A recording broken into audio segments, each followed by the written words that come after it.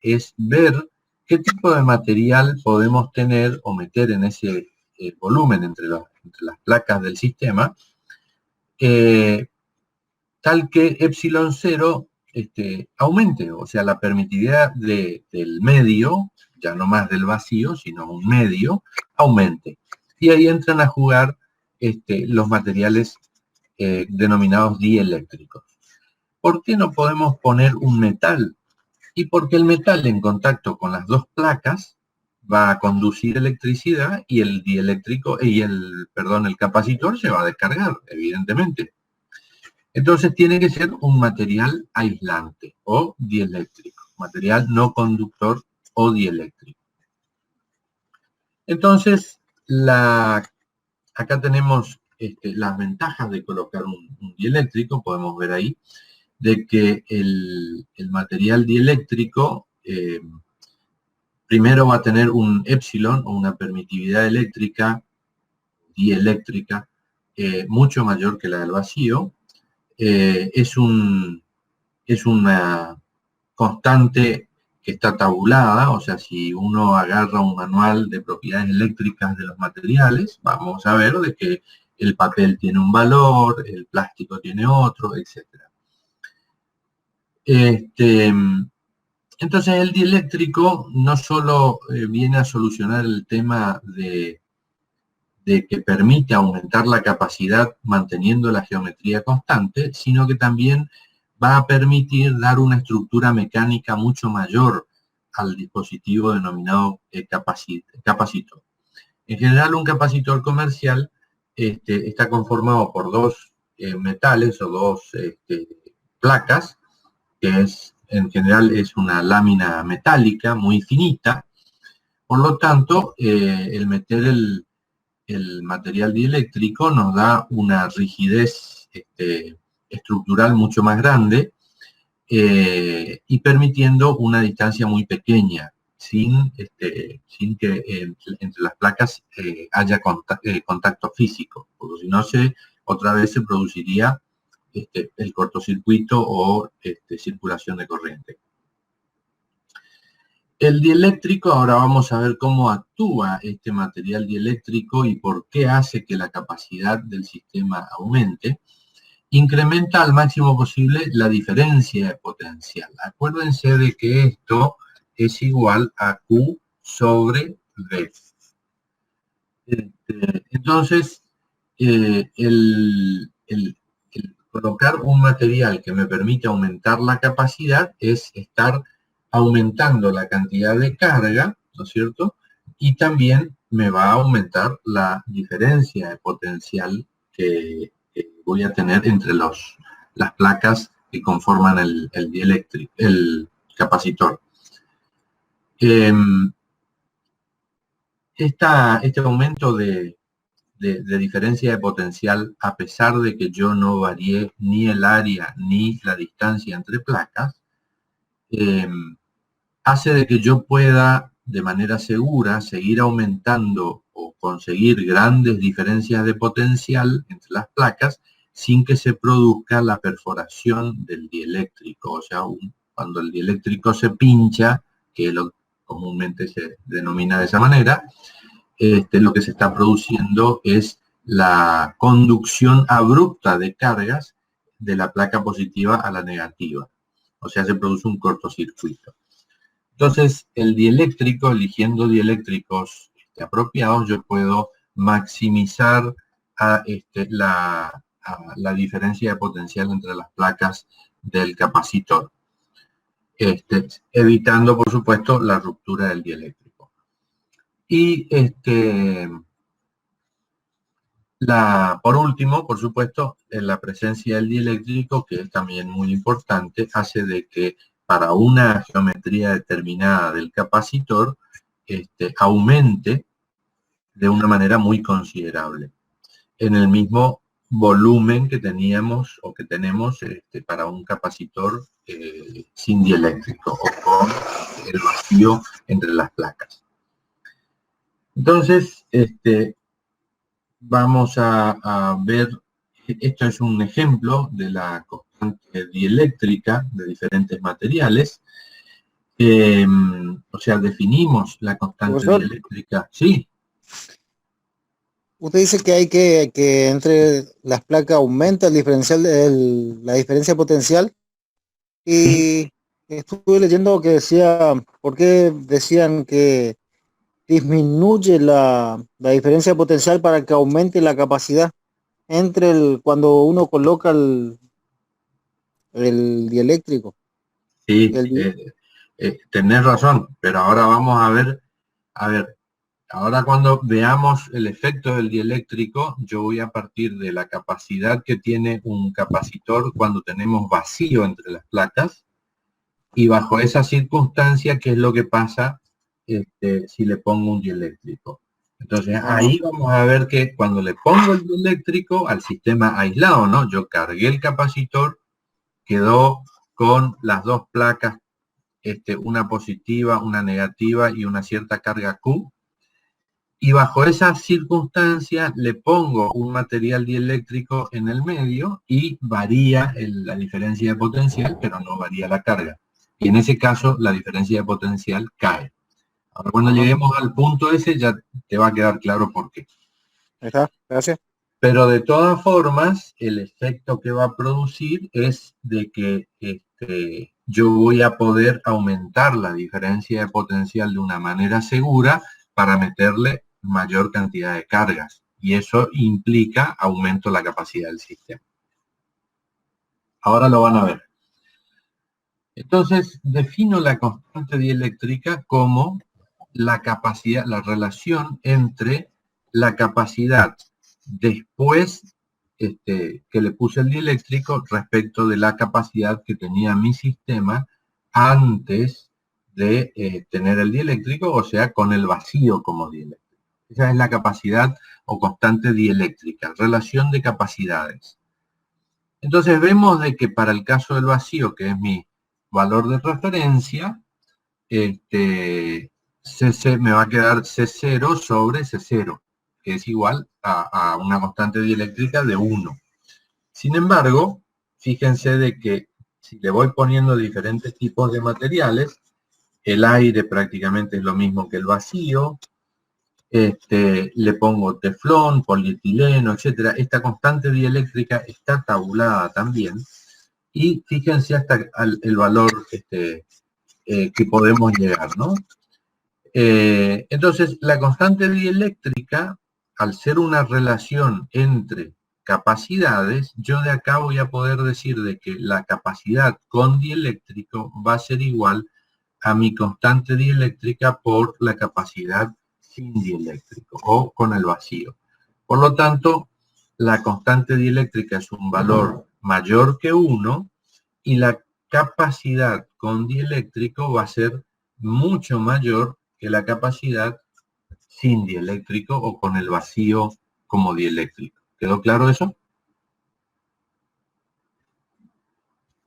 Sí, ¿Tienen algún? ¿Sí? ¿Quedó claro? Bien. sí, sí, pero Listo, seguimos. Entonces, la constante dieléctrica es una relación de capacidades y que es la que me caracteriza cada uno de los materiales dieléctricos que utilizo y me va a decir cuánto más o en cuánto más aumenta la capacidad de mi sistema respecto de la que tendría si utilizo el vacío como dieléctrico. Entonces, si yo hago una experiencia de laboratorio, y tengo a partir de la definición C es igual a Q sobre D, tengo que la carga, o sea, tomo un capacitor, un par de placas, las cargo a la carga Q y menos Q, o cargo mi sistema con una cierta carga Q, y desconecto de la batería, ¿no? Y en vez de la batería ahora lo conecto a un electrómetro, que es un instrumento que me mide la diferencia de potencial entre las placas. Entonces, como mi sistema, mi dieléctrico es el vacío, yo voy a medir una cierta diferencia de potencial V0 para esa cantidad de carga a la que cargué ese capacitor.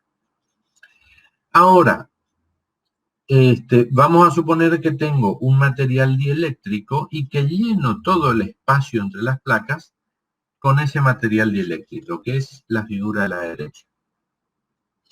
Lo que voy a ver es de que la aguja de mi instrumento va a bajar, o sea, me va a acusar, me va a marcar una diferencia de potencial menor que la que me marcaba cuando tenía vacío. O sea, la presencia del dieléctrico lo que hizo es, a pesar de que yo sigo teniendo una carga Q en mi capacitor, la diferencia de potencial que tengo entre las placas cae. ¿Y cómo cae? Bueno, cae en función de un valor que se llama de constante dieléctrica. Si yo hago el cociente entre la diferencia de potencial sin dieléctrico, V0, y la diferencia de potencial con dieléctrico, V, es lo mismo que hacer el cociente entre las capacidades. Por lo tanto, la relación que existe entre la tensión con dieléctrico respecto de la tensión sin dieléctrico es igual a decir la nueva diferencia de potencial o el potencial cae a un valor que es igual a V0, diferencia de potencial sin dieléctrico, dividido la constante dieléctrica K, donde K es mucho mayor que 1. Por lo tanto, ese cociente va a ser V menor que V0. ¿Quedó claro? Sí, sí. Sí, sí. Bueno, entonces, por supuesto, sigue siendo válida esta ecuación de que C, que es la nueva capacidad, es igual a Q sobre V.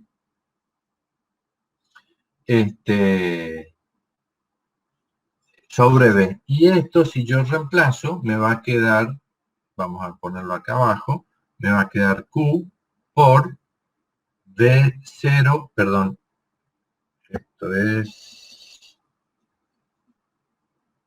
así.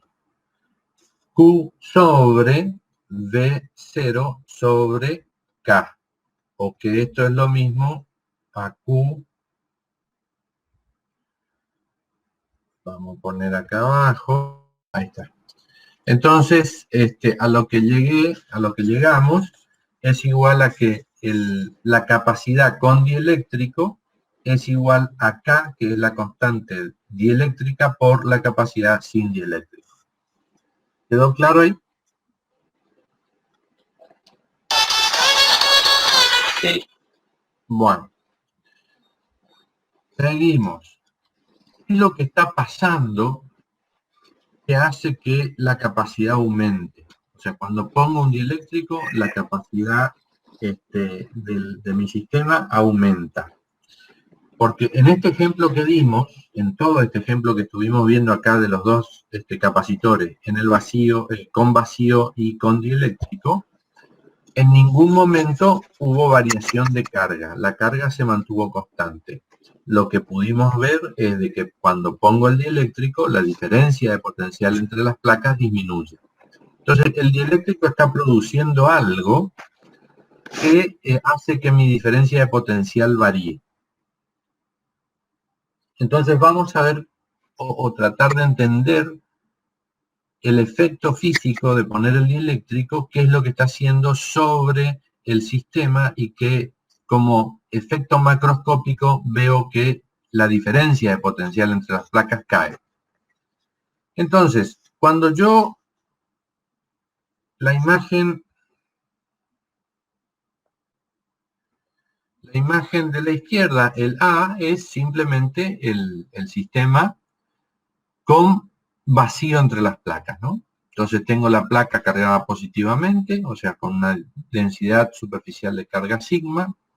La carga sobre la placa a la derecha es negativa, menos sigma la densidad superficial, y sé de que entre medio, en el volumen entre las dos placas, existe un campo magnético, un campo eléctrico, perdón, E0. Ese campo eléctrico, acuérdense, vamos a tenerlo presente acá, esto es igual a sigma sobre epsilon 0. ¿Se acuerdan? Ese era el valor del campo entre medio de las placas.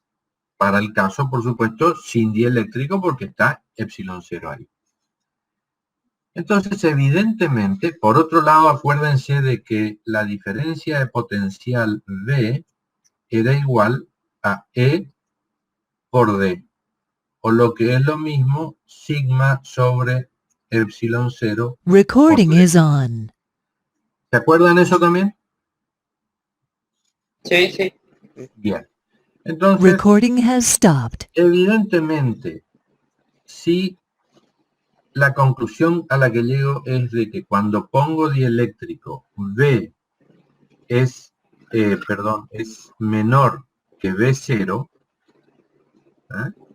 O sea, la diferencia de potencial entre las placas acá, V, cae, a pesar de que las cargas sobre las placas es la misma, o sea, V con dieléctrico es menor que V0, significa que de alguna manera el campo eléctrico cae, porque es el campo eléctrico, la diferencia de potencial es directamente proporcional al campo eléctrico entre las placas. Si el potencial cae, la distancia entre las placas no varía, por lo tanto el campo eléctrico entre las placas cae. ¿Queda claro ese razonamiento y esa relación? ¿O repito? Sí. ¿Repito? ¿Puede repetir, por favor? Sí, cómo no. Vamos a borrar y hacer de vuelta.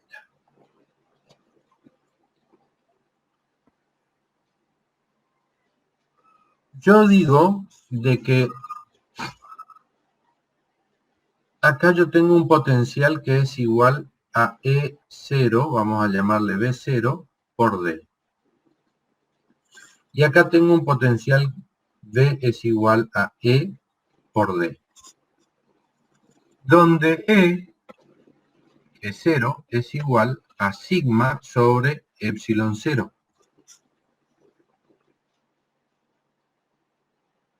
Pues sabemos de que V0 es igual a E0 por D. Eso es lo que habíamos visto hasta ahora. Hasta ahí está claro, ¿no es cierto? Sí. Sí. Bien.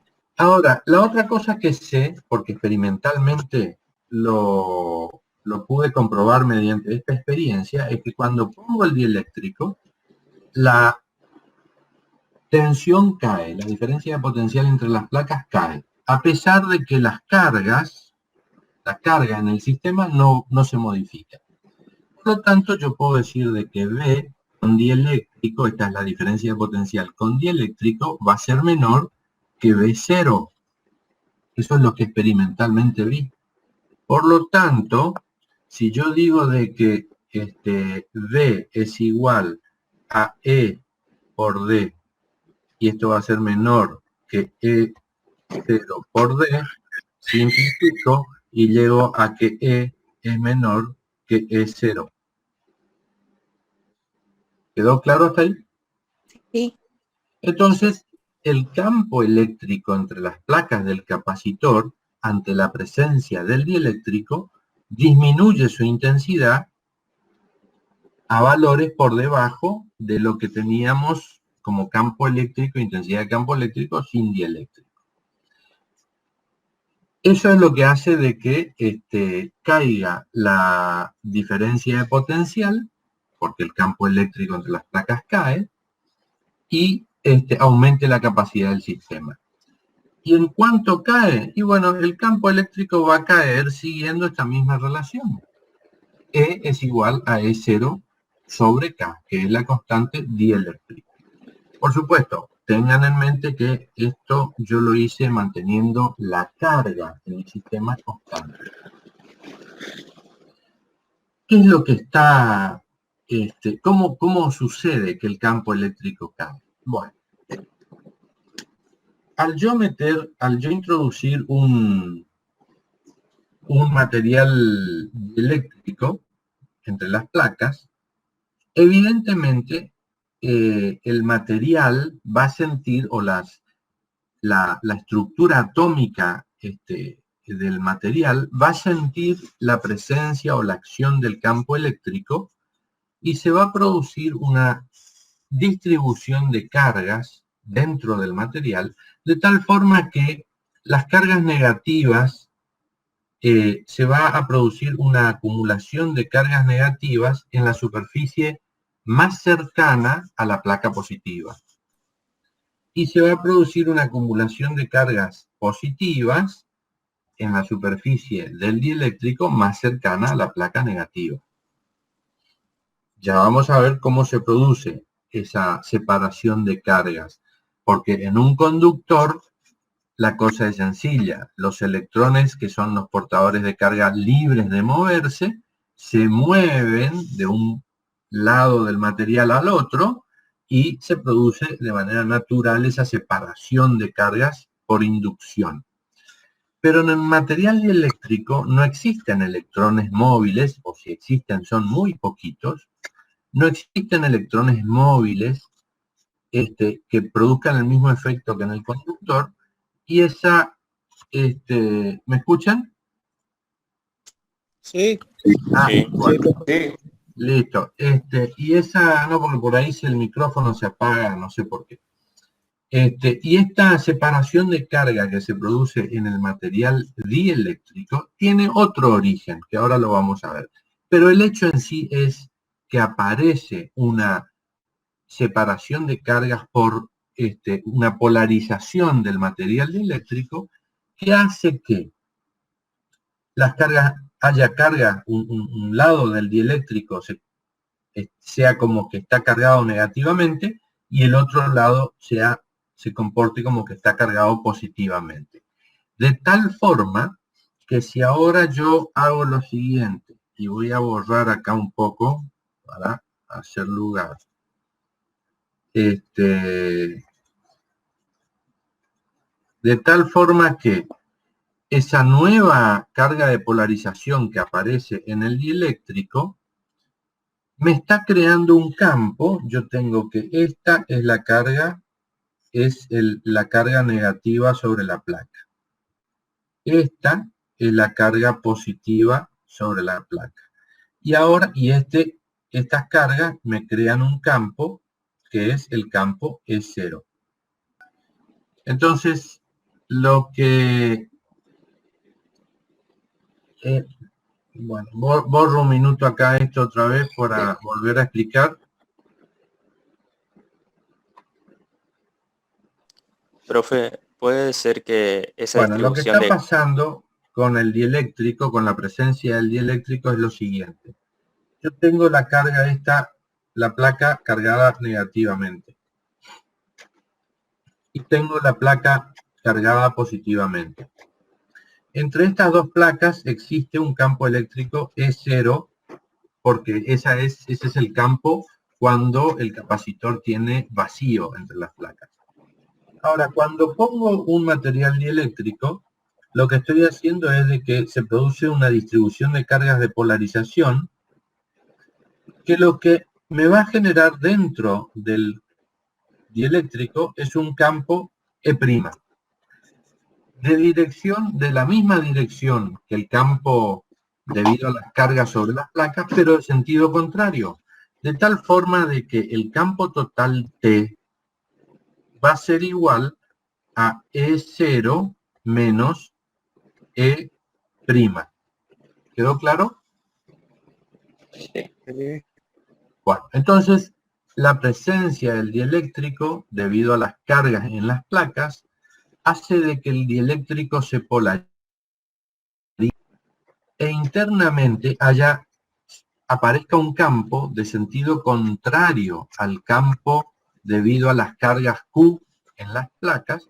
Por lo tanto, el campo total en el volumen del capacitor, entre las placas del capacitor, disminuye, porque los campos se oponen. Al disminuir, al obtener un campo menor que el campo E0, es ahí donde lo que hace que la diferencia de potencial entre las placas caiga, y por lo tanto la capacidad aumente. ¿Quedó claro eso? Entonces, esa distribución, esa redistribución de la carga dentro del material dieléctrico se llama polarización del dieléctrico. Lo que tenemos que ver ahora es microscópicamente a nivel atómico qué es lo que está pasando para que se produzca esa polarización. Antes de pasar ahí, vamos a hacer vamos a definir otra, o vamos a relacionar esta densidad de carga superficial que aparece acá, de polarización que aparece en el dieléctrico, la vamos a relacionar con la densidad de carga libre que existe en las placas del capacitor. Entonces, para eso tenemos que tomar la siguiente expresión de partida, ¿no? De que E0 es igual a sigma sobre epsilon 0.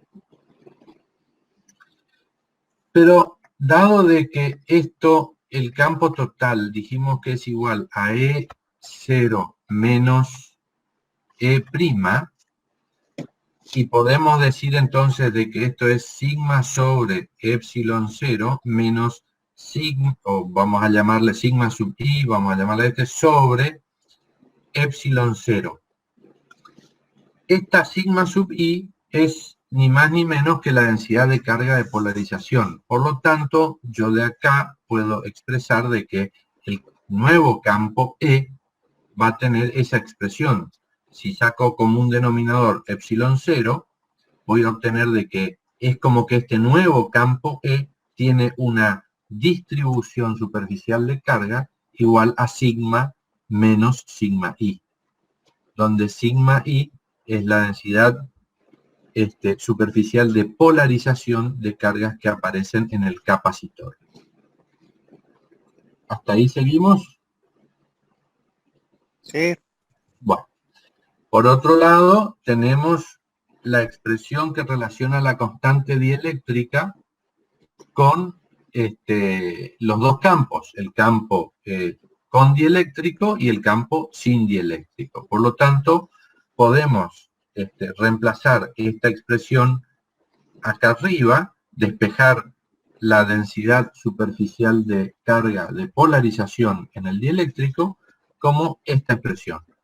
Igual a la densidad superficial de carga sigma, que esa es la carga libre que existe en las placas del capacitor. ¿Y por qué digo libre y hago énfasis en esto? Porque esas cargas fueron movidas por algún agente exterior durante el proceso de carga.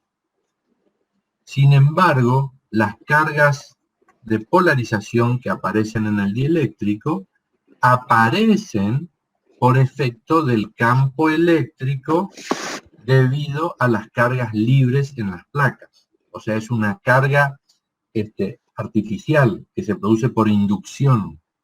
¿Quedó claro? Si yo saco el dieléctrico de ahí, esas cargas, esa sigma i desaparece porque se vuelve al estado neutro de mezcla de cargas y la densidad superficial en las caras del dieléctrico desaparece. ¿Está claro eso, no? Sí. Bien. Entonces, esta expresión lo que me permite es relacionar la densidad superficial, o calcular la densidad superficial de carga de polarización que aparece en el dieléctrico debido a la densidad superficial de carga que existe en las placas del capacitor y conociendo la constante dieléctrica de mi sistema. Que también esta constante es una constante que ya la vimos, característica para cada material, y está tabulada. Entonces, el producto que nosotros vemos acá arriba, bueno, no, en realidad esto es, el producto es permitividad del dieléctrico. Y viene dado por el producto entre la constante dieléctrica multiplicado por la permitividad del vacío. Y eso es lo que me dice ahora, o caracteriza ahora al a los materiales dieléctricos, y está también tabulado, así como K está tabulado, este epsilon también está tabulado en cualquier libro de propiedades eléctricas de los materiales. Bueno, entonces el campo eléctrico que aparece cuando introduzco el dieléctrico, o el resultante cuando introduzco el dieléctrico, va a ser igual a sigma, donde sigma es la densidad de carga libre en las placas del capacitor, sobre epsilon. Epsilon es la permitividad del dieléctrico, o sea, el material que tengo entre las placas. Puedo entonces ahora definir la capacidad de un capacitor en función de la constante dieléctrica y de la capacidad sin dieléctrico mediante esta expresión. Y si reemplazo la capacidad sin dieléctrico por su expresión, epsilon 0 por A sobre D, me queda directamente de que es la capacidad de un capacitor con dieléctrico es igual a la constante dieléctrica por epsilon 0 por A sobre D. Pero este producto K epsilon 0 es la permitividad del dieléctrico. Por lo tanto, la capacidad de un sistema o de un capacitor de placas paralelas con dieléctrico, un material dieléctrico cualquiera entre las placas, viene dada por esa expresión que está ahí, epsilon por A sobre D.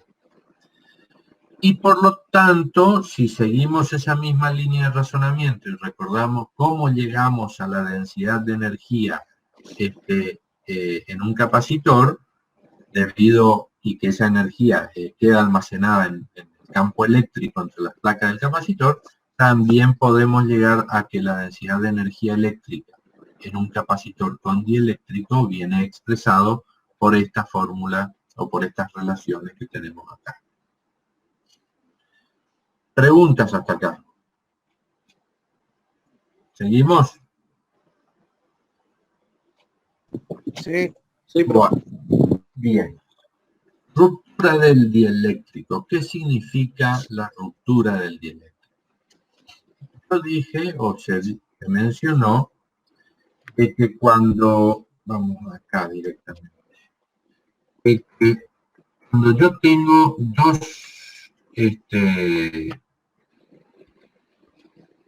cuando yo tengo un capacitor sin dieléctrico, entre las placas existe una cierta diferencia de potencial V0.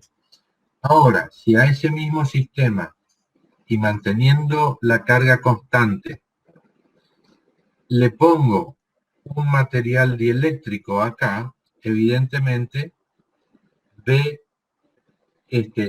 cae, la diferencia de potencial cae, entonces este V0 es mayor que este V, por lo tanto, lo que yo podría hacer, y es por eso que aumenta la capacidad de mi sistema, es introducir más carga, de tal forma de poder aumentar esta diferencia de potencial.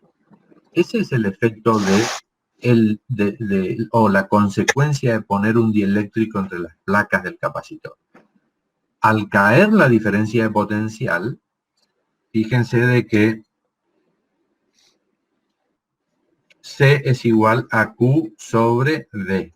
Como V cae, C aumenta. Por lo tanto, yo podría seguir metiendo más carga todavía. ¿Quedó claro? Sí. Entonces, si sigo metiendo más carga, voy a llegar a una diferencia de potencial máxima por encima de la cual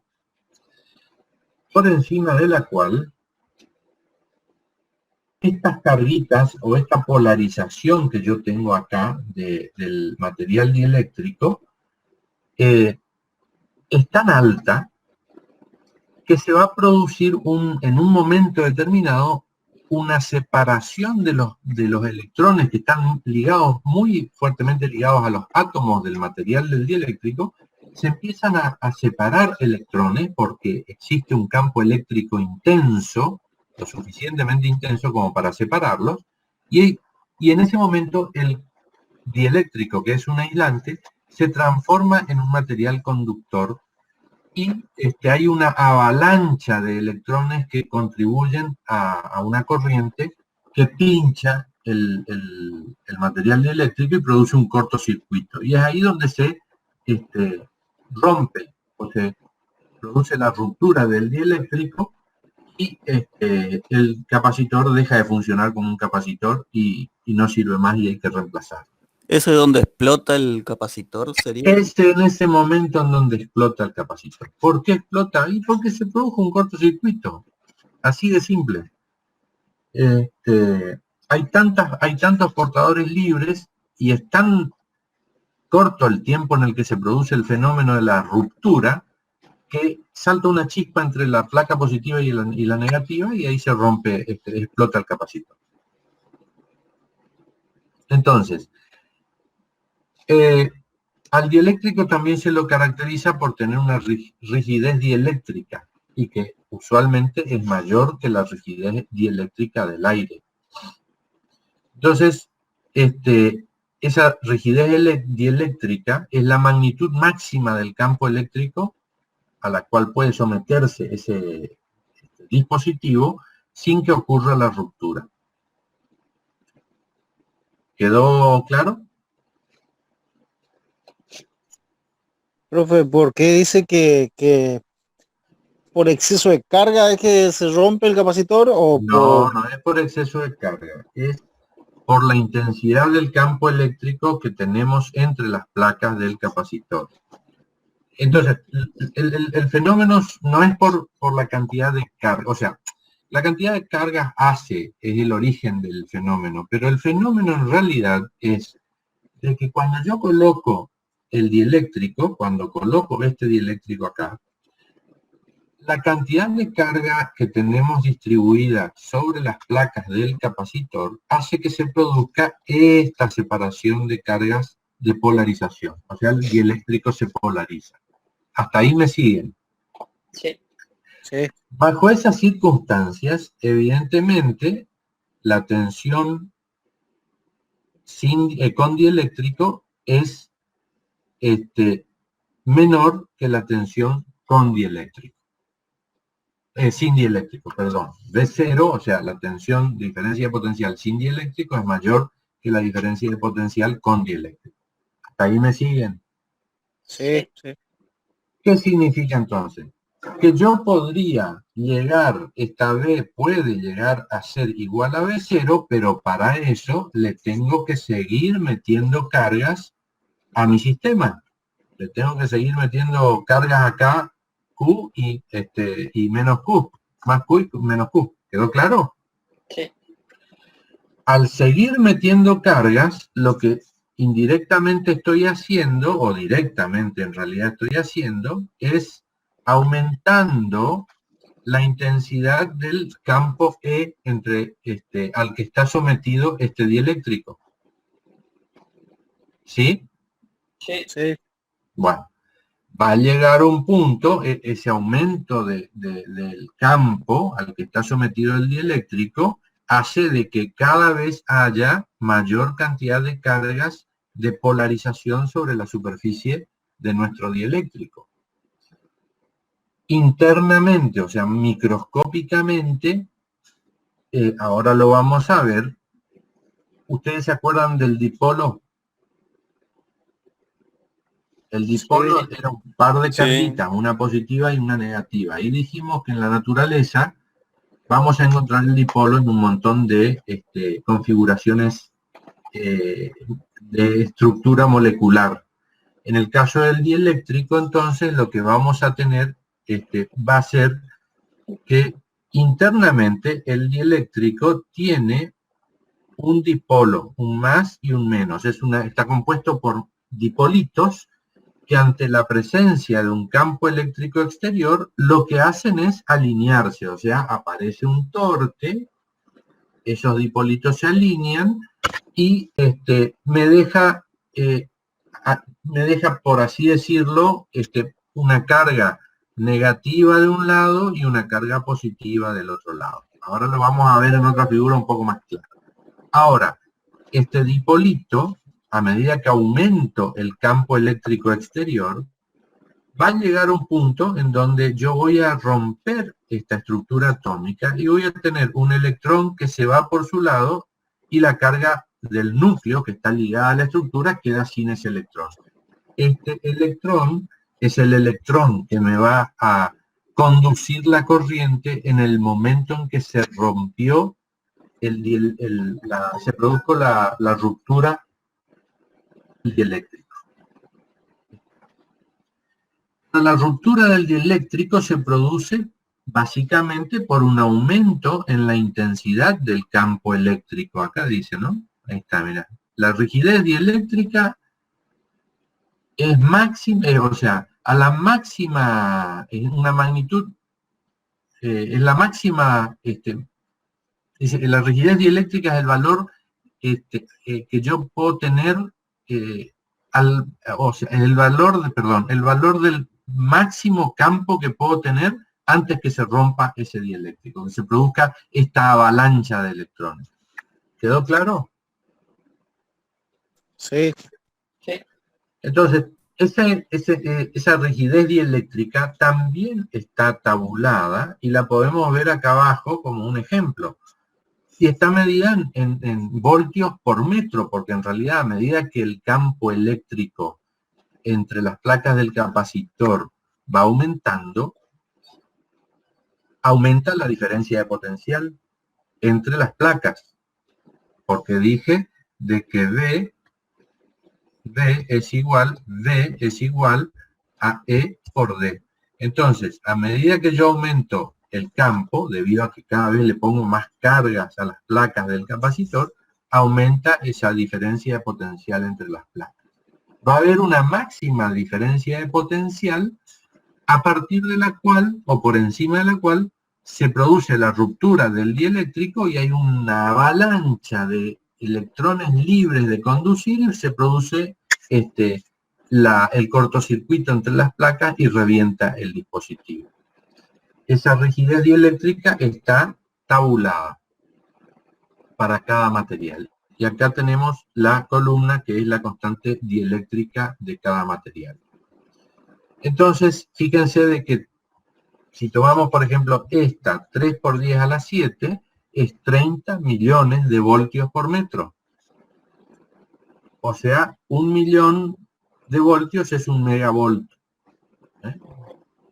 O sea, es una magnitud muy grande en términos de tensión, pero es voltios por metro. O sea, es como tener un par de placas separadas 1 metro. Bueno, entonces, lo que les digo es lo siguiente. La rigidez dieléctrica aparentemente, o sea, es un valor grande, 30 millones de voltios, pero fíjense de que la unidad es voltio por metro. O sea, esto es para un par de placas que estén separadas 1 metro. Usualmente, yo estoy trabajando con un sistema en donde las placas están separadas apenas unas fracciones de milímetros. Por lo tanto, con tensiones muy bajas, es decir, 100 voltios, 200 voltios, 50 voltios, yo puedo romper el dieléctrico y pinchar el capacitor. Por eso los capacitores vienen, si ustedes ven acá, había una, bueno, fíjense en esta imagen, dice 1000 microfaradios, 10 voltios. ¿Sí? O sea, tolera hasta una tensión de 10 voltios. Si yo le pongo 50 voltios, revienta ese capacitor. ¿Quedó claro? Sí. Sí, profe. Sí, sí. Seguimos entonces. Vamos ahora a ver el modelo molecular. ¿Cómo se produce esa inducción de cargas o esa polarización de cargas en o esas cargas de polarización en el dieléctrico? Bueno, el dieléctrico, nuevamente, como dije antes, es un atómicamente o estructuralmente hablando a nivel microscópico, está conformado por un montón de dipolitos. Son por moléculas polares, que básicamente es una molécula que tiene dos polos, uno más y un menos, ¿no? lo podemos pensar como un átomo en donde alrededor de ese átomo gira un electrón, pero por la composición atómica o molecular de ese material, hay una región del espacio en donde la carga negativa prevalece respecto a la carga positiva. Entonces, lo puedo pensar como que es un dipolo, en donde claramente se diferencian en un extremo carga negativa y en otro extremo carga positiva. Vimos de que estos dipolitos, ante la acción de un campo eléctrico exterior, se alinean, aparece el famoso torque sobre el dipolito. Por lo tanto, si yo lo que estoy haciendo cuando pongo el material dieléctrico entre las placas es precisamente someterlo a la acción de un campo eléctrico exterior. Se alinean mis dipolos y si yo trazo una línea acá, voy a ver de que de este lado es como que quedó una cantidad negativa de carga y de este lado es como que quedó una cantidad positiva de carga.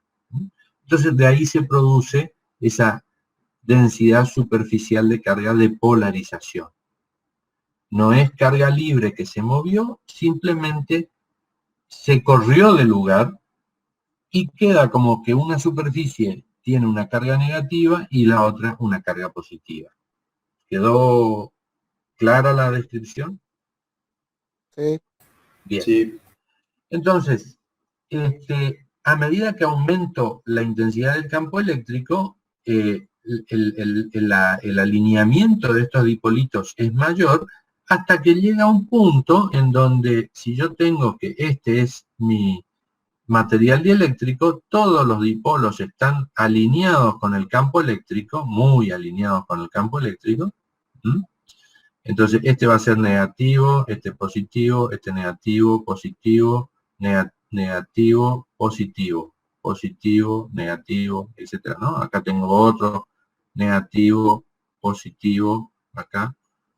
Entonces, este lado va a ser negativo, este lado va a ser positivo, pero si sigo aumentando el campo eléctrico, mi dipolito se va estirando, o sea, se van separando las cargas negativas de la positiva hasta que en un momento se rompe la unión y tengo que la carga negativa o los electrones son libres de moverse y es en ese momento en donde se produce la ruptura del dieléctrico o se pincha el capacitor.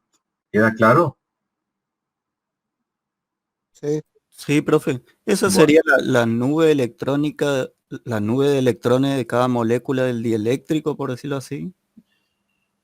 Si yo lo pienso, sí, básicamente, si yo lo pienso como un átomo de hidrógeno, por ejemplo, un átomo de hidrógeno tenemos un núcleo y tenemos un electrón que está orbitando alrededor del núcleo, ¿no es cierto?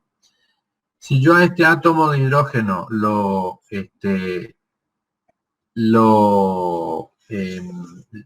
meto en una región del espacio donde tengo campo eléctrico, evidentemente sobre este electrón se va a ejercer una fuerza de origen eléctrico que va a hacer de que la trayectoria del electrón se altere, deje de orbitar en una esfera perfecta, por así decirlo, y empiece a orbitar en una elipse. Cuanto más intenso sea este campo, más se va a estirar esta elipse hasta que llega a un punto en que es tanta la fuerza que existe sobre este electrón que se rompe el enlace y el electrón es libre de moverse. Lo mismo sucede... ¿Cómo? ¿Ese sería en el caso de un capacitor sin dieléctrico? Eso sería en el caso de un capacitor en donde yo pongo hidrógeno como dieléctrico entre las placas del capacitor. ¿Sí? Sí, profesor. Sí. Bueno, lo mismo es válido para el caso de que ponga un plástico. En el caso de un plástico va a pasar lo mismo, o sea, las moléculas del plástico se van a ver deformadas por efecto del campo eléctrico exterior y se va a producir la polarización, o sea, es como que el plástico adquiere una carga negativa en una cara y una carga positiva en la otra cara. en un momento determinado, ¿se me escucha? Sí, profe. Ah, Sí, se bueno, escucha. listo. Ya siento ruido acá y pienso que se... Bueno, en un momento determinado, la deformación de esas moléculas que conforman el plástico es tal que se rompe la estructura molecular y tenemos portadores de carga libres de moverse y son los que bruscamente se mueven todos juntos y producen la avalancha y la ruptura o del dieléctrico o se pincha el capacitor. Ese efecto se produce usando cualquier material como dieléctrico. También pasa con el aire. A ver, imaginemos las estaciones transformadoras que nosotros vemos. ¿Vieron la estación transformadora que está al lado de Eragia, en el campus, cruzando la ruta 12? Sí, profesor. Bueno. Ahí tenemos tensiones de 132.000 voltios entre los cables que traen o que alimentan a esa estación transformadora. Entre esos dos cables hay una separación física que está llenada por aire y que no la podemos minimizar, o sea, yo no los puedo poner a esos dos cables a una distancia de 10 centímetros. ¿Por qué? Porque polarizarían tanto el aire que se crearía una chispa entre los dos cables porque se rompe el dieléctrico. Entonces, eléctricamente hablando, yo necesito respetar las distancias eléctricas que me las fija el medio que va a haber entre esos dos conductores. En ese campo es el aire. En este caso es el aire. Por eso están tan separados. ¿Queda claro? Profe, Sí. eso es lo mismo que pasa cuando algún operario sube en una escalera y toca casi cerca del cable de alta tensión, ¿sería lo mismo? Sería el mismo efecto. ¿Qué es lo que está pasando? El cable que está a una diferencia de potencial muy alta, induce carga porque el operario está en contacto con el suelo, ¿no es cierto? A través de madera, lo que sea, pero produce una separación de cargas en tu cuerpo y vos sentís que se te separan. El efecto que vos sentís es un cosquilleo y que los pelos se te ponen de punta, porque hay un campo eléctrico alrededor de ese cable. Entonces, llega un punto en donde ¿se ve? Sí, sí. ¿Se ve y se escucha? Bueno, Sí. lo que le estaba diciendo es, ese operario, cuando está cerca del conductor, lo que le está pasando es el campo eléctrico creado por ese conductor produce una inducción de cargas de polarización en el cuerpo del operario, de tal modo que en algún momento, si la distancia que hay entre el operario y el cable es menor que la constante, ruptura del dieléctrico, que la rigidez dieléctrica, salta una chispa y lo mata al operario. Entonces la distancia de seguridad que tienen esos cables son en base a ese cálculo de rigidez dieléctrica. La distancia que existen entre los conductores es en base exactamente a ese cálculo de rigidez dieléctrica. O sea, yo no puedo colocar o hacer una línea sea la tensión que sea, acercando los cables mucho porque puedo entrar a tener un problema de rigidez dieléctrica. Entonces, inclusive, tengo que considerar qué es lo que pasa, y esto ya es más orientado hacia los que estudian ingeniería eléctrica, qué es lo que pasa con el viento, porque cuando hay viento, esos cables se mueven y oscilan, y se acercan o se alejan. Entonces, tengo que contemplar también la situación crítica de un viento en donde los dos cables se acercan peligrosamente. Bueno, esa distancia mínima que existe entre esos cables bajo esa circunstancia, tiene que ser tal que me asegure que no va a haber ruptura del dieléctrico del aire. Profesor, pregunto por el tema de los cables de alta tensión. Hay un efecto que hace con la Tierra, un efecto de capacitancia. ¿Eso sería el mismo procedimiento de cálculo? Sí, hay un efecto que hace con la Tierra, por eso también hay que respetar cierta altura mínima entre los cables y la Tierra, y hay que respetar una separación mínima entre los cables entre ellos. ¿Está? Sí, profesor. Gracias. Bueno. O sea, todo está basado en este punto, ¿no? Rigidez dieléctrica del material que separa a los conductores o, en el caso del capacitor, a las placas del capacitor. Entonces, en este caso habíamos visto moléculas polares, o sea, aquellas moléculas que tienen una composición de dipolito, o sea, son moléculas que se pueden y se comportan como dipolitos, tienen una distribución de carga tal que de un lado son positivas y de otro lado son negativas. Ahora, hay moléculas que no son polares, pero ante la acción del campo eléctrico exterior se produce esa separación de carga convirtiéndose en un pequeño dipolito que nuevamente se orientan y volvemos a repetir la historia que ya conté acá. Esa orientación hace de que se produzca una densidad de carga negativa de este lado y una densidad de carga, o vamos a ponerla así, casi positiva de este lado, ¿no? Bueno, si seguimos aumentando el campo eléctrico, estos dipolitos se van a estirar, ¿no es cierto?, hasta que se rompe la estructura atómica y estas cargas negativas son libres de moverse y contribuyen a ese efecto de avalancha y cortocircuito. ¿Seguimos? Sí. Bueno, acá es un poco más de lo mismo, mejor explicado. La polarización del dieléctrico a medida que aumentamos el campo eléctrico es lo que me va a dar directamente la densidad superficial de carga de polarización positiva y negativa a ambos lados del dieléctrico. Y en la medida de que la tensión no supere la ruptura, todo se comporta lindo, pero cuando se supera la tensión de ruptura, todos estas carguitas negativas seguramente vendrán a este lado, porque acá está la placa positiva del capacitor y acá está la placa negativa del capacitor, y habrá un paso de corriente muy brusco de un lado al otro y se produce la ruptura o la pinchadura del capacitor.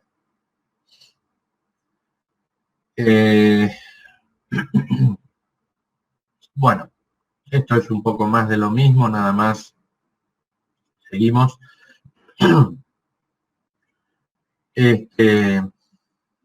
¿Me escuchan? Sí. Ah, bueno. Sí, pero Sí. Bien. Bueno, si queremos aplicar, vamos a suponer la interfase de separación entre lo que sería la placa del capacitor y el dieléctrico. Podríamos ahí también aplicar la ley de Gauss para saber cuánto es el campo eléctrico en el dieléctrico mismo, ¿no? Y corroborar que es menor de lo que sería sin dieléctrico. Entonces, vemos de que, y ya sabemos, de que el campo eléctrico en el interior de un conductor es cero. Pero en el dieléctrico es distinto de cero. Por lo tanto, no va a haber, esta es mi superficie gaussiana, no va a haber a través de este lado y de este lado flujo de líneas de campo eléctrico, porque el campo eléctrico en el interior entre las placas es paralelo, uniforme, constante, etcétera, etcétera. Entonces vamos a tener solamente flujo acá. Aparte, en cada uno de estos puntos sobre este lado, el campo es constante, por lo tanto sale fuera de la integral. Y Gauss me dice, ¿no es cierto? Gauss me dice de que el flujo es igual a la integral cerrada de E diferencial de S. Como el campo es constante, lo puedo sacar fuera de la integral y directamente, y esto es igual a Q sobre epsilon que sería la constante dieléctrica del material, o epsilon 0 si queremos, si es vacío. Esta Q es la carga neta encerrada en esta superficie, por esta superficie gaussiana, y esa carga neta va a ser sigma menos sigma de polarización. Por lo tanto, el campo, el flujo, va a ser E por A, que es igual a la carga neta encerrada, que es sigma menos sigma sub I de polarización por el área sobre epsilon 0. Con esto, si despejo, me queda de que el campo eléctrico en el interior del dieléctrico es igual a la densidad superficial de carga neta, que sería sigma, la densidad superficial de las cargas sobre las placas del capacitor, menos sigma I, densidad superficial de cargas de polarización en el dieléctrico, sobre epsilon 0. Podemos después reemplazar o expresar sigma sub I en función de sigma y de la constante dieléctrica, o sea, trabajar usando todas las alternativas que nos dan y relaciones que tenemos para llegar a la ley de Gauss con dieléctrico, en donde me dice de que es igual a al flujo, integral es el flujo de líneas de campo a través de esa superficie gaussiana, en donde el campo eléctrico epsilon 0 o sin dieléctrico lo reemplazo por K por E, que es la constante dieléctrica por el campo en el interior del dieléctrico. Y eso es igual a la carga encerrada libre, o sea, sigma menos sigma I, sobre epsilon 0. Pero vemos de que también es aplicable la ley de Gauss acá, o sea, podemos aplicar la ley de Gauss y obtener la expresión del campo eléctrico en el interior del dieléctrico de una manera sencilla. ¿Seguimos? ¿O alguna pregunta? ¿Sigo? Sí, profe. Bueno. Problemas. ¿Qué pasa cuando yo tengo un dispositivo como este, con dos dieléctricos? Bueno, ya vimos cómo se asocian los capacitores, ¿no es cierto? Entonces, esta sección se comportaría como un capacitor y esta sección sería otro capacitor. Por lo tanto, esto es como tener dos capacitores en serie, uno con una constante K2 dieléctrica y otro constante K1 dieléctrica.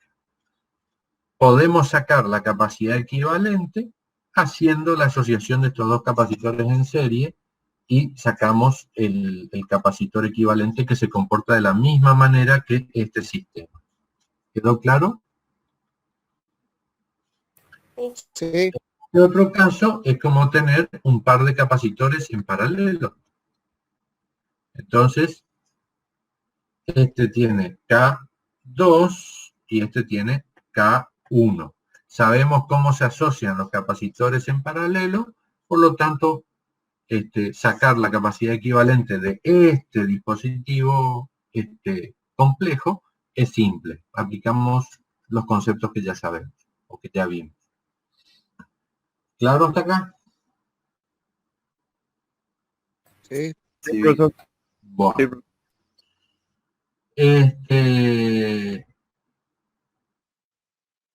Bueno, esto es simplemente, bueno, esto es lo que ustedes hubiesen usado para hacer la experiencia de mapeo de campo eléctrico. Así que no lo vamos a ver porque directamente no creo que lleguemos a hacer experiencias en laboratorio, por lo menos ese tema. Y la única manera de hacer la experiencia no es hacerla en laboratorio, no hay simulaciones, que los laboratorios los van a hacer mediante simulaciones para otros temas, carga de capacitor, etcétera, la van a hacer mediante simulaciones en computadora directamente. Bueno, con esto terminamos el tema de capacidad. No sé si tienen alguna pregunta, alguna duda que quieran hacer antes de continuar al otro tema.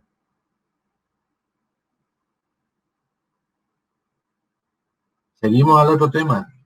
El otro tema va a ser ley de Ohm y corriente eléctrica. Bueno, ley de Ohm. Acá lo que vamos a ver es vamos a dejar ya de trabajar con cargas estacionarias, o sea, hasta ahora todo lo que estuvimos viendo, excepto la parte de capacidad en donde hay un movimiento de cargas para cargar el capacitor, todo lo que fue fuerza eléctrica, campo eléctrico, energía de un campo eléctrico es electrostático, o sea, cargas que están quietas o estacionarias en un punto y me perturban el espacio creando un campo eléctrico.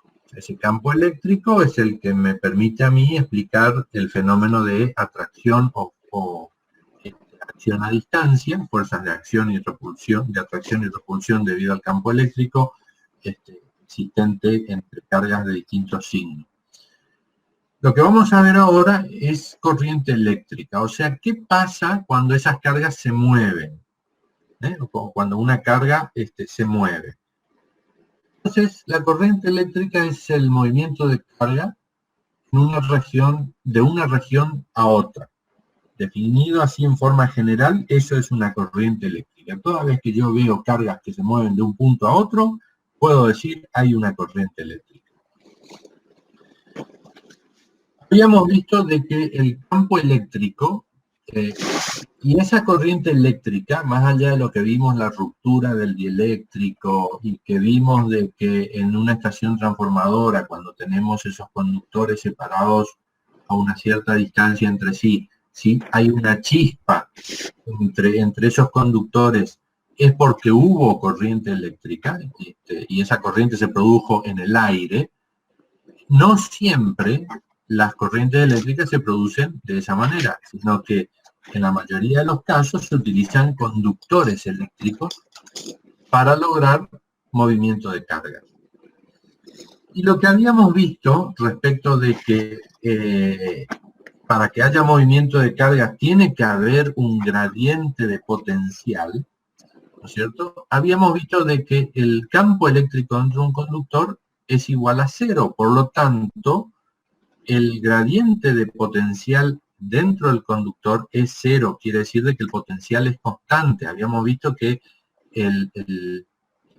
un conductor, en electroestática, un conductor que esté a una diferencia de potencial respecto de otro, todo su interior está al mismo potencial. O sea, es un volumen equipotencial o es una superficie equipotencial. Y eso hace de que el campo eléctrico en el interior no sea cero, por lo que no hay movimiento de cargas. Sin embargo, ahora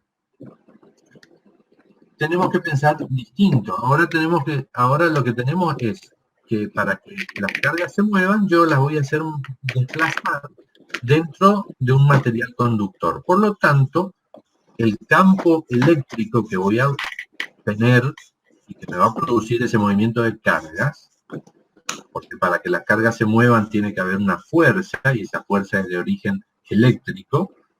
Ese campo eléctrico ya no es un campo electroestático, sino que lo puedo denominar, o lo voy a denominar, campo electromotor. Y vamos a ver de que cumple ciertas condiciones diferentes al campo electrostático.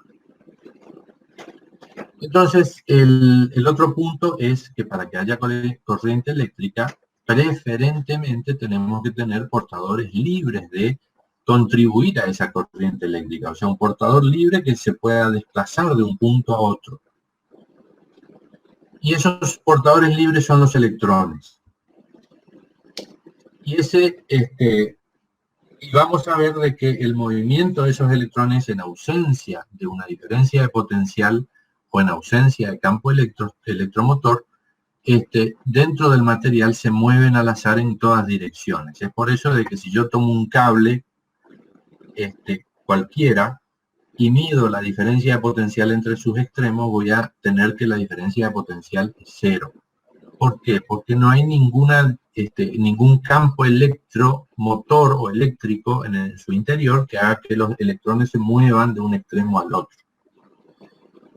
Los electrones sí se mueven al azar bajo situación de equilibrio, se mueven al azar en todas direcciones, pero si yo tomo trazo una línea, voy a ver de que la misma cantidad de electrones que pasaron hacia la izquierda es la misma cantidad de electrones que pasaron hacia la derecha. Por lo tanto, digo de que la corriente es cero. Y ahora lo vamos a ver un poquitito más en detalle y gráficamente para que lo entiendan. Entonces, lo que tenemos acá es lo siguiente. Vamos a suponer de que tengo este material conductor, este conductor, ¿no es cierto?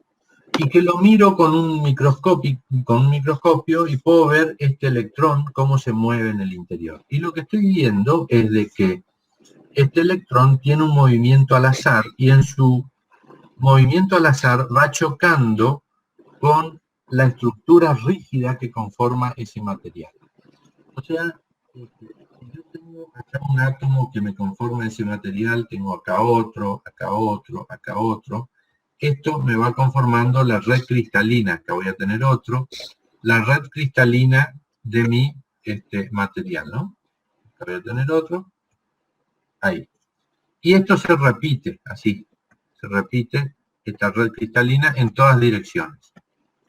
Ahora, mi electrón que entra, el electrón libre que se está moviendo, entra, choca con este átomo, rebota, viene para acá, choca con este, rebota, viene para acá, choca con este, viene para acá. Entonces tiene un movimiento aleatorio de choques y pérdidas de energía entre choque y choque, o intercambio de energía por colisión entre choque y choque. ¿Queda claro? Sí. Bien.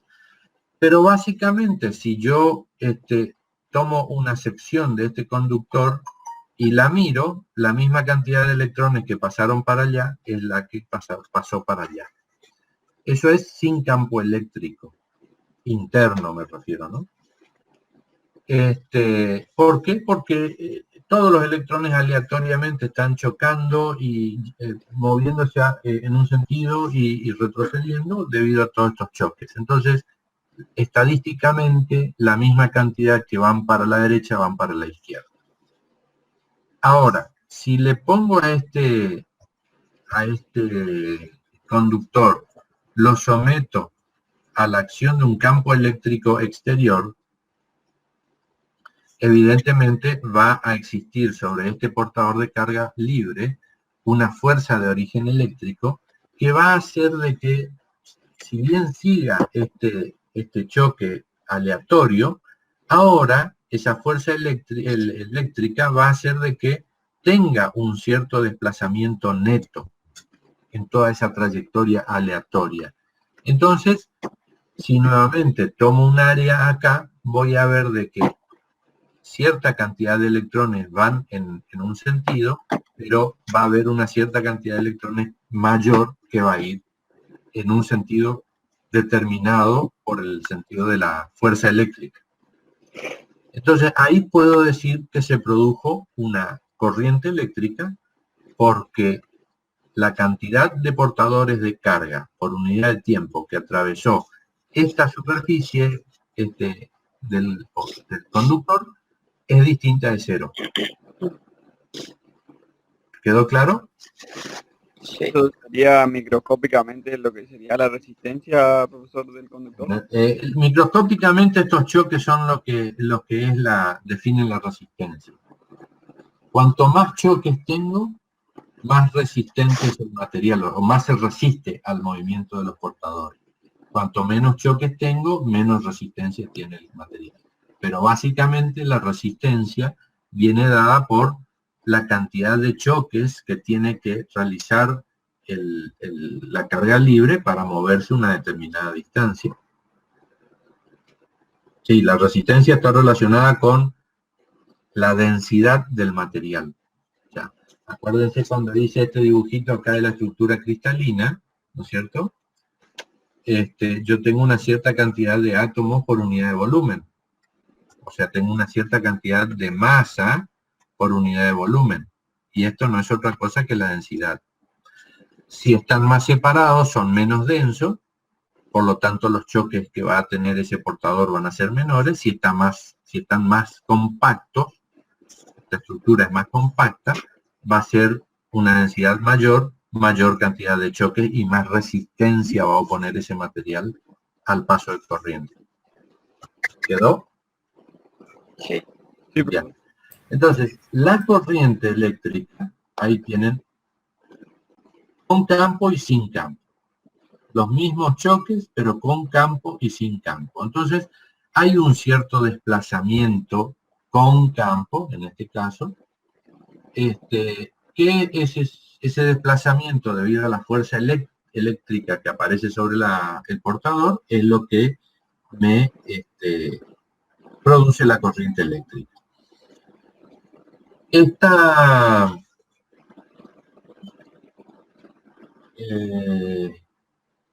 Entonces, si tomamos en cuenta desde el punto de vista microscópico, ¿no? Y tomando la teoría cinética de cómo se produce este movimiento, el movimiento aleatorio de los electrones es más o menos, la velocidad es 10 a la 6 metros por segundo. Esa es la velocidad de los electrones. Ahora, esta velocidad de deriva, que vendría a ser la velocidad a la que avanzan los electrones después de todos los choques, es una velocidad muy baja, es 10 a la menos 4 metros por segundo. O sea, la velocidad de deriva realmente los electrones se mueven muy poquito en términos de distancia dentro de un material conductor. Pero, ¿qué es lo que hace que el material conductor? Es el efecto colectivo. Todos los electrones se mueven a una distancia microscópica muy pequeña, pero en los extremos yo voy a ver como que existen electrones que están saliendo del material. Bueno, esta es la velocidad de deriva, la velocidad con que se mueven los electrones dentro del material. Y que es la dirección del flujo de la corriente. O sea, en un material conductor, a pesar de que uno dice que la dirección por norma, ¿no? Dice de que la dirección de la corriente es la dirección en que se mueven las cargas positivas. Esa es la dirección que siempre tomamos para representar el flujo de corriente. Sin embargo, el portador la carga que realmente me produce la corriente es el electrón que se mueve en sentido contrario. Entonces, esta es la dirección de la corriente por convención. Es la dirección de las cargas positivas. Pero en realidad, la corriente, las cargas negativas, que son los electrones libres de moverse, que son los que conforman o me dan la corriente eléctrica, se mueven en sentido contrario. Esto ténganlo presente porque cuando analicen circuitos eléctricos, vamos a ver de que siempre utilizamos esta dirección para simbolizar la corriente, la dirección de las cargas positivas. Independientemente que son los electrones los que se mueven y que las cargas positivas son rígidas en la estructura cristalina del material y no se mueven, pero la dirección por convención de la corriente es aquella de las cargas positivas. ¿Quedó claro esto? Sí. Bien. Entonces dijimos de que en este movimiento aleatorio, cuando imponíamos o cuando sometemos a los portadores de carga a la fuerza eléctrica, si yo tomo esta sección de conductor, voy a tener de que existe por unidad de tiempo y unidad de superficie una cantidad de carga que se movió hacia un lado más que hacia el otro. Entonces, para definir a la corriente, la defino como la cantidad de carga, el ritmo de variación de cantidad de carga por unidad de tiempo. O sea, la cantidad de carga que fluye a través de la sección del conductor en la unidad de tiempo. Esa es la definición de corriente. La unidad de corriente es el ampere o sea, culombio por segundo. Al ser un flujo, una corriente, esto es una magnitud escalar, 5 amperes, 10 amperes, y la dirección viene definida por la dirección de las cargas positivas, por convención. Esta magnitud es una magnitud escalar. Y también estoy asumiendo de que toda la carga se distribuye de manera uniforme en esta superficie, porque I va a ser igual a un flujo, que puede ser el vector densidad de carga por superficie, por ser un flujo, porque fluye, es un flujo de cargas en la unidad de tiempo. Por lo tanto, lo podría expresar como la integral sobre toda esta superficie de este producto. J, vector densidad de corriente eléctrica, por diferencial de S. Esto sería diferencial de S. Donde el diferencial de S está en esta dirección y sentido. Ahora, si J es constante porque la carga que está pasando se distribuye uniformemente en toda la superficie, sale fuera de la integral y me queda que I es igual a J por S. Esto ya lo vamos a ver en un minuto, ¿no? Pero si J, el vector de densidad de corriente, no es constante, hay que hacer toda esa integral. Entonces, para que haya movimiento de cargas, tiene que haber un campo eléctrico que me produzca o me ejerza sobre cada una de estas cargas libres de moverse una fuerza eléctrica. Evidentemente, el campo eléctrico en el interior de un conductor dijimos que es cero, ese es el campo electrostático. Por lo tanto, tenemos que introducir algo que me produzca un campo eléctrico en el interior del conductor distinto de cero. Y ese algo es una fuente de energía que me establece una diferencia de potencial entre los extremos de este conductor, me establece una diferencia de potencial, y esa diferencia de potencial es E por D, donde este E ahora ya es un campo que no es un campo electrostático, porque si no sería cero en el interior del conductor, sino que es un campo electromotor, capaz de mantener a los portadores moviéndose de un extremo al otro, porque siempre hace de que exista una diferencia de potencial entre los extremos de ese conductor. ¿Quedó claro? Sí. Bien. Acá simplemente defino densidad de corriente, o se define densidad de corriente en función de parámetros microscópicos como ser el número de átomos por unidad de volumen, la velocidad de deriva, la carga de cada uno de los portadores libres de moverse, en este caso los electrones.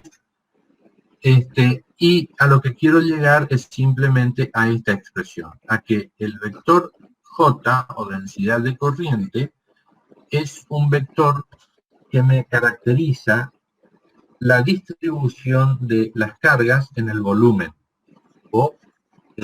Y eso es lo que después, cuando yo hago el flujo, que está acá abajo, el flujo de, bueno, acá tengo densidad de corriente vectorial, y la corriente va a ser igual a la integral de J escalar diferencial de S, perdón. Eso es corriente, en su forma, en su expresión más general. ¿Por qué? Porque este J, al ser un vector densidad de corriente, me puede dar una imagen, si esta es el área transversal, este área es esto, yo puedo subdividir esta área en áreas infinitesimales, y J puede tomar distinto valor en cada una de estas cuadrículas. Por lo tanto, para obtener la corriente total a través de toda esta superficie, debo integrar. ¿Quedó claro? Sí.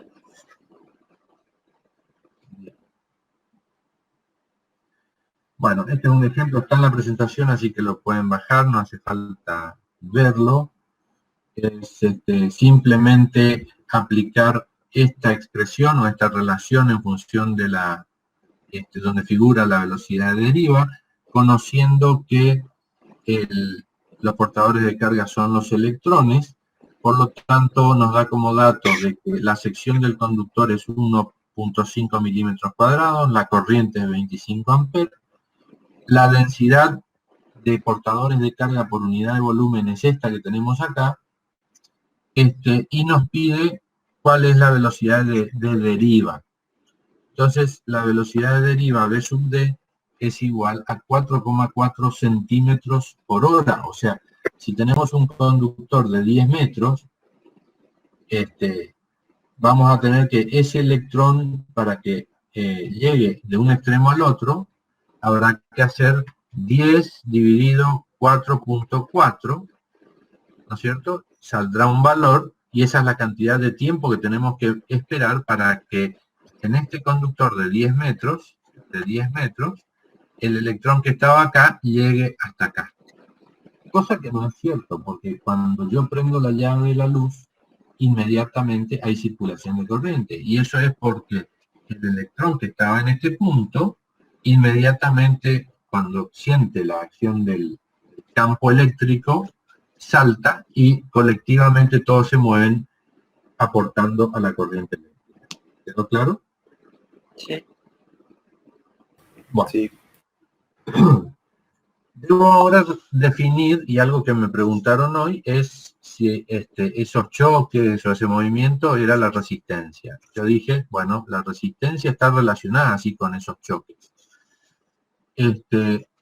Y la resistividad del material va a ser una propiedad intensiva, o sea, característica del material, está tabulada, entro a características eléctricas de los materiales y puedo obtener la resistividad, y va a estar definida como el cociente entre el campo eléctrico sobre J, vector densidad de corriente. O lo que es lo mismo, si le quiero llamar, sabemos de que el campo eléctrico de alguna manera nos está indicando la densidad, la diferencia de potencial en los extremos del conductor, y J de alguna manera nos está indicando la corriente. Por lo tanto, la unidad de resistividad es voltios por amper, lo que es ohm. Y es ohm metro en realidad. La resistividad, la unidad de resistividad es voltio, es ohm metro, perdón. La inversa de la resistividad es la conductividad eléctrica, también tabulada, 1 sobre el ρ. Y la relación que existe entre la densidad de corriente y el campo eléctrico que produce esa corriente viene dada por esta relación. J es igual a sigma por E. Que esta es en cierta medida, la expresión microscópica de la ley de Ohm. Tómenlo por el momento como válido a esto. Ya vamos a ver cómo derivamos la ley de Ohm y después volvemos hacia esta definición microscópica. La resistividad, como dije, es una característica de cada sustancia y está tabulada. Y acá tenemos un ejemplo para diferentes metales y aleaciones de cuánto es la resistividad de cada elemento, ¿no? Fíjense en los valores que toman estos materiales, ¿no es cierto? Estos materiales también toman valores de resistividad altos comparados con estos, plata, cobre, que son los materiales, plata y cobre son los materiales que más se utilizan como materiales conductores, el cobre sobre todo, por su precio. La plata es mucho más cara. Pero los conductores se hacen en general de cobre, y esa es la resistividad.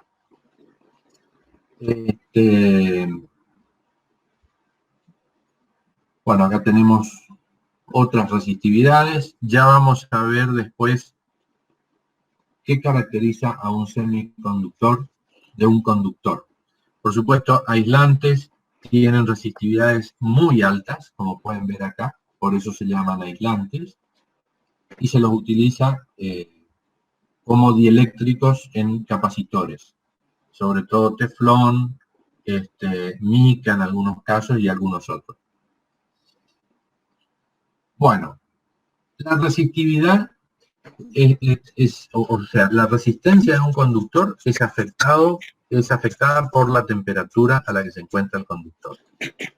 Y la fórmula simple, mediante la cual podemos relacionar resistividad con temperatura, es esta que tenemos acá, donde este ρ0 es la resistividad a una temperatura de referencia que es 25 grados,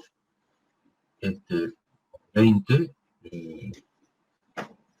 y alfa es el coeficiente de temperatura de la resistividad, es el valor que nos da la variación de la resistividad con la temperatura. T0 es la temperatura de referencia a la cual está definida esta resistividad de referencia, y T es la temperatura de trabajo del conductor, o a la que se encuentra el conductor, cuya resistividad queremos obtener. Entonces, vemos de que acá en las gráficas de abajo vemos el comportamiento de la resistividad para diferentes materiales. Para un metal, para un semiconductor y para un superconductor.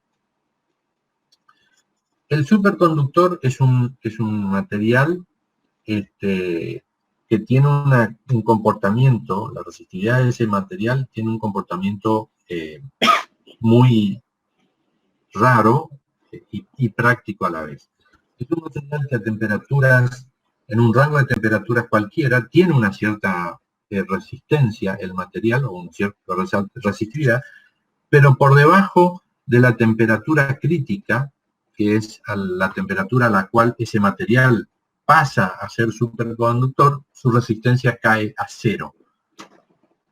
Por lo tanto, los portadores de carga libre no encuentran nada que les impida moverse dentro del material. El semiconductor, por otro lado, es un material que presenta a bajas temperaturas una cierta resistividad alta, pero a medida que aumenta la temperatura, la resistividad del material va disminuyendo con la temperatura. Y el metal es un material en donde la resistividad aumenta con la temperatura, ya sea lineal, de diferentes maneras, pero aumenta con la temperatura. ¿A qué se debe la resistividad?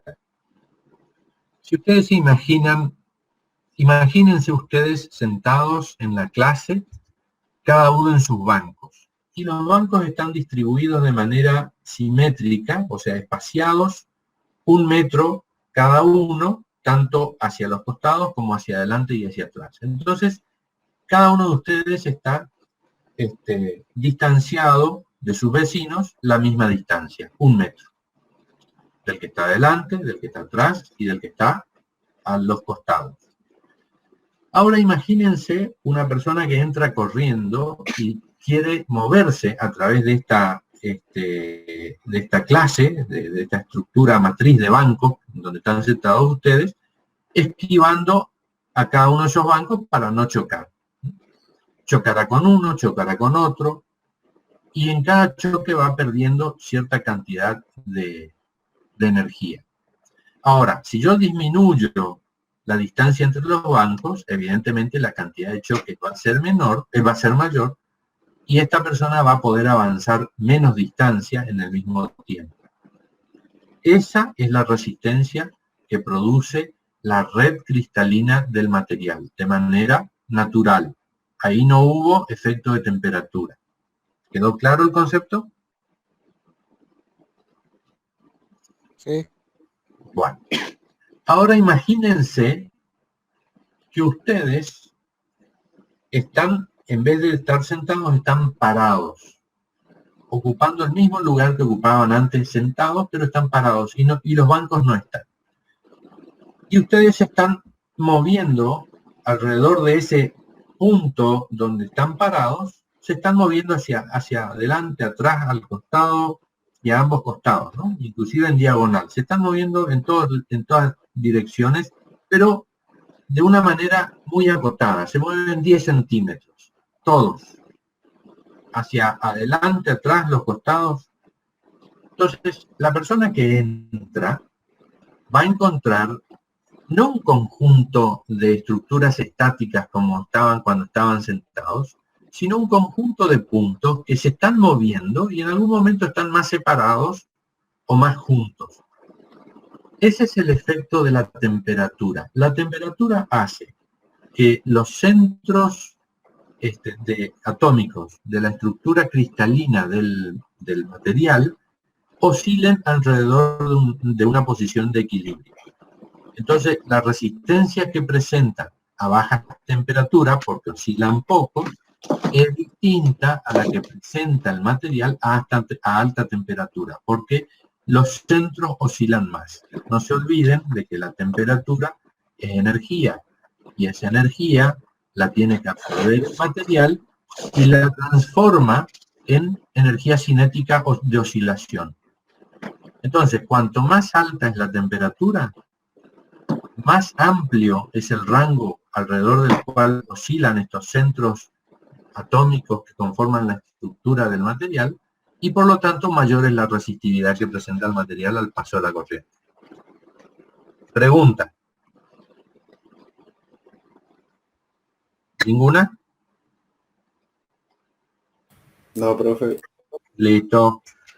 Como no hicimos recreo, cortamos la clase acá. Seguimos en todo caso la clase que viene. Vamos a seguir con este tema para definir ley de Ohm y resistencia eléctrica como nuevo dispositivo, así como teníamos el capacitor, ahora va a aparecer la resistencia como dispositivo eléctrico, y asociación de resistencias, y vamos a resolver circuitos eléctricos. Así que, bueno, el miércoles continuamos. Listo, profe. Listo, gracias por... Gracias, profe. Chao, chao. Chao.